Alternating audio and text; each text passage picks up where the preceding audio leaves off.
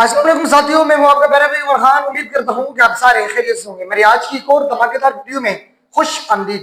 پیارے دوستو، پنجاب کے بعد اب سندھ کا امتحان، قدرت کا پیغام یا پھر ہماری غلطیاں۔ پنجاب میں سیلاب کی تباہ کاریاں ابھی تھمی نہیں تھی کہ اب ماہرین خبردار کر رہے ہیں کہ سندھ بھی خطرے کی زد میں آ چکا ہے۔ دریا اپنے راستے بدل رہے ہیں، پانی کی سطح بلند در بلند ہوتی جا رہی ہے اور حفاظتی بند کمزور پڑتے جا رہے ہیں۔ سوال یہ ہے کہ کیا یہ سب صرف قدرت کا پیغام ہے یا پھر ہماری کی گئی کوتاہیاں یا غلطیاں ہیں اس تباہی کو دعوت دے رہی ہیں؟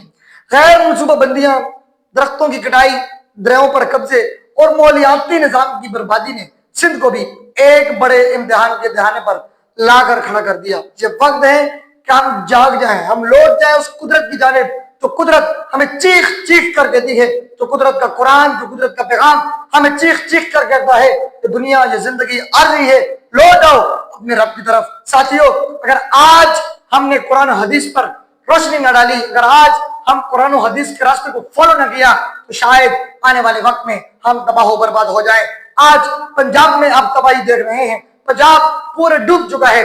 سیلاب کے حوالے سے زلزلے آ رہے ہیں، سیلاب آ رہے ہیں، وائرس آ رہے ہیں، اس کے علاوہ لوگوں کی جو ہے نا ڈیتھیں ہو رہی ہیں۔ کیا وجہ ہے؟ صرف اور صرف قدرت کا ایک عذاب ہے، قدرت کا پیغام ہے کہ یہ دنیا عارضی ہے، یہ دنیا عارضی ہے، عارضی ہے اور عارضی ہے۔